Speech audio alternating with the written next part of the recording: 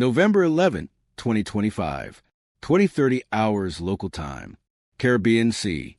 Something unusual moves through the darkness, a formation so large it lights up every radar screen from Puerto Rico to Caracas. The USS Gerald R. forward carrier strike group, the most powerful naval force afloat, has entered the Caribbean. Deck lights off, radar emissions low. To outsiders, it looks routine. A counter, narcotics patrol under U.S. Southern Command. But everyone in the region knows better. This isn't about drugs. It's about dominance. This is America's largest naval deployment to Latin America since 1989. The Ford, flanked by destroyers USS Thomas Hudner and USS Ramage with cruiser USS Normandy to the rear, pushes south of Puerto Rico into 4th Fleet, zone of control. On deck, Air Wing 8 waits in silence. Super Hornets, Growlers, Seahawks, all armed, fueled, and watching. Across the region, airwaves erupt. News feeds show satellite images of the carrier moving through international waters. Caracas calls an act of intimidation. Within hours, Venezuela's president signs a mobilization order. Naval and air units go to high alert.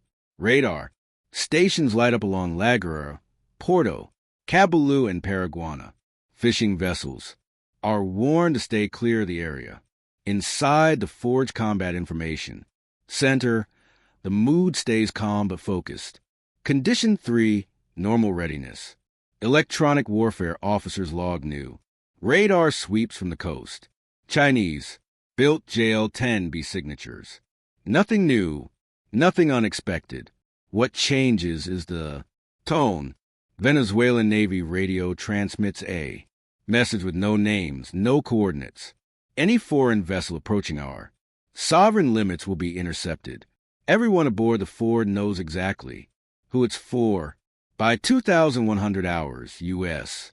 intercepts pick up coastal chatter. Fast boat crews standing by for launch. In the Combat Direction Center, a steady voice reminds the watchstanders.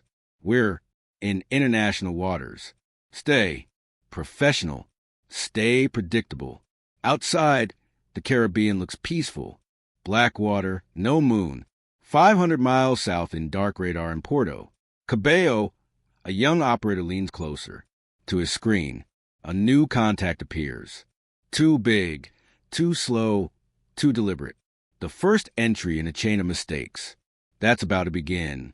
What started as a warning will within hours become a direct challenge to the most powerful warship on Earth. November 12, 2025, 0142 hours local time. Venezuelan northern coast. The radar operators in Puerto Cabello have been awake for hours. Coffee cups line the consoles. The air smells of dust and electronics. Then it happens. A new echo appears on the scope 90 nautical miles north of Laguna. The track looks big, steady, deliberate. To them, it's an American destroyer, probably a Burke-class ship running solo, attempting target for a warning. Intercept. Within 15 minutes, the order is signed. 6 fast patrol boats roll out from the docks, their diesel engines spinning. White smoke into the night air. Each carries a crew of 8 armed with 12.7 mm heavy machine guns and short-range rocket pods. They're light, fast, and unpredictable. The naval equivalent of street fighters under radio silence. They push north. 35 knots sometimes, touching 40. Hulls slamming through the swells. Navigation lights off. The lead. Boat's commander, a Coast Guard officer, promoted just last year, scans the radar.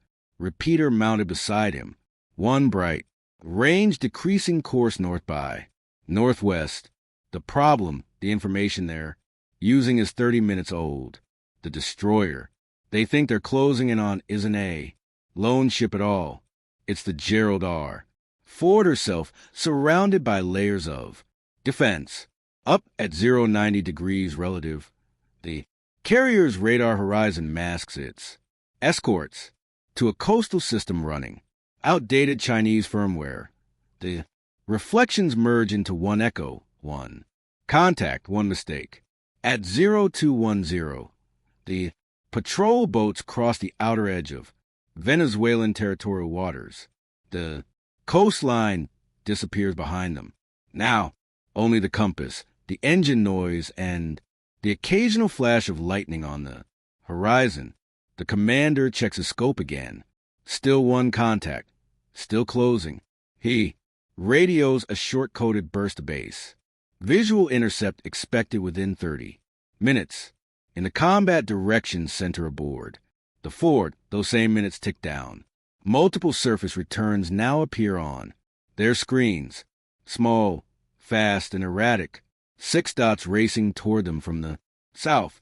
Their radars show one echo. In reality, they're about to meet a fleet.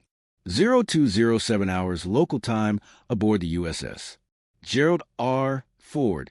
In the Combat Information Center, the air hums with quiet precision. Blue glow. From screens, voices low, clipped, professional. Then a call from the radar console. Breaks the comm. Surface contacts. Detected. Bearing 158. Range 36 nautical miles. Speed increasing. For fast-oving returns, then 6. Their radar signatures are small but erratic, the kind that makes a radar operator sit up a little bit straighter. The contacts are labeled automatically by the system. Skunk Alpha 1 through 6. The Ford is in Condition 3, Standard Patrol. Readiness. Within seconds, the watch. Officer calls Set Condition 1. The room shifts. More crew members arrive. Weapon stations are manned. The tension doesn't show on their faces, but you can feel it in the air. Electronic warfare picks up bursts of VHF static from the south, too irregular to decode. Likely low-power tactical radios. Launch both. Romeo's, the captain orders. 2 MH-60. Seahawks lift off within minutes. Rotors cutting through the dark. Their mission, visual ID of the incoming contacts. In the CIC, a calm female voice reached. Through the open channel. Unidentified. Surface vessels. This is a United States Navy warship operating in international waters. You are approaching restricted zone. Identify yourself and alter course. Immediately. No reply. Just a steady approach of 6 radar blips now within 20 miles. Cram and CWIS batteries switch to standby. Their cameras lock on. Every console hums with data. 0219 local time, Northern Caribbean. The first to spot them is the Seahawk crew. 6 small wakes cutting across the black surface. Tight formation. Bow waves. Glowing faint under moonlight. Visual on. Movers. Range 12 nautical miles bearing 185. Back aboard the Ford. The CIC confirms the contacts are approaching. Too fast for commercial traffic. 2. Coordinated for fishing boats. Weapons. Control marks them as probable military. Patrol craft. Then over open frequency. A burst of static and a male voice in accented English. Unidentified vessels. You are entering Bolivarian waters. Alter course immediately. The carrier. Group says absolutely nothing. Radio. Silence maintained. Formation holds. The 2 destroyers, Hudner and Ramage, slide into defensive positions flanking the Ford Lake bodyguards. The cruiser, Normandy, shifts aft, creating a 360 degrees coverage bubble. At 0221, one of the Venezuelan boats lights up its fire control radar. The signal spikes instantly on the EW board. Short-range band, high pulse rate. A. Locked. Not a test. Aimed straight at the USS Thomas Hudner. CIC were being painted. The EW officer reports. The captain's voice is calm. Track, but do not engage. The Seahawk hovering 5 miles. outconfirms what the radar already shows. The Venezuelan boat's targeting. Sensors active, aimed directly at the destroyer. In seconds, automatic defense. Systems react. CIWS turrets rotate toward the bearing. Infrared cameras. Zoom in. Target data streams across. Every screen in CIC. And then silence. No weapons fired. No alarms. Just 6 boats, weapons uncovered, holding. Position 8,000 yards off the forward's bow. The destroyer captain holds fire. The Venezuelans hold their pride. The sea is still. The weapons aren't. 0223 hours local time. Caribbean Sea, north of Lagra. For a few seconds, everything freezes. 6 Venezuelan patrol boats idling on. The black water facing an entire U.S. carrier strike group. The kind of moment where a single radio call could decide the next decade of foreign policy. Then one boat moves. Its engines flare. White. Speed jumps to 40-45 knots. The bow lifts, wakes exploding behind it. It's not turning away. It's charging. Contact Alpha 3. Accelerating bearing. 185. Closing fast. Every voice inside. The forward CIC sharpens but stays calm. On the bridge of the Thomas Hudner, the officer of the deck watches the range. Counter spin down. 3 nautical miles. 2 nautical miles, 1.5. Green signal flares streak skyward from the destroyer, the international command. To turn away. No response. Target ignoring signals. Range 1,000 yards. CIWS mounts lock in. Every sailor knows what that means. One more wrong. Move, an entire sky will light up. On the Venezuelan boat, the commander shouts over the roar of engines. He can see the destroyer silhouette now. A black wall of steel. His radar shows. Returns. He doesn't understand. Multiple. Ping stacked. Distorted by jamming. The data is garbage, but it's too late to check. Distance 900 yards. A voice reports. In the CIC. 800. Then just as suddenly, the engines throttle back. The boat's bow drops. It cuts hard to port. Spray flying across. The deck. In seconds, the formation collapses. One turns, then another. The rest follow, following back towards Venezuelan waters in erratic overlapping. Wakes. No missiles fired, no shots exchanged, but the radar plots tell the whole story. A confrontation that came within seconds of turning catastrophic. In the Combat Direction Center, the captain exhales once quietly. Maintain course and speed. Don't pursue. On screen, the last of the fast modes fades. South into the static. 1 second, 2. Early. War. 1 second later. Humiliation. Tonight, silence 1. 11:40 a.m. local time, Caribbean Sea. By sunrise, the Gerald R. forward strike group is already 60 miles north of the encounter point, maintaining steady. Course and speed, 20 knots heading. Northwest. On the bridge, the morning watch rotates. For most of the crew, it's just another day at sea. But outside the ship, the story is already spiraling. In Caracas, state television interrupts.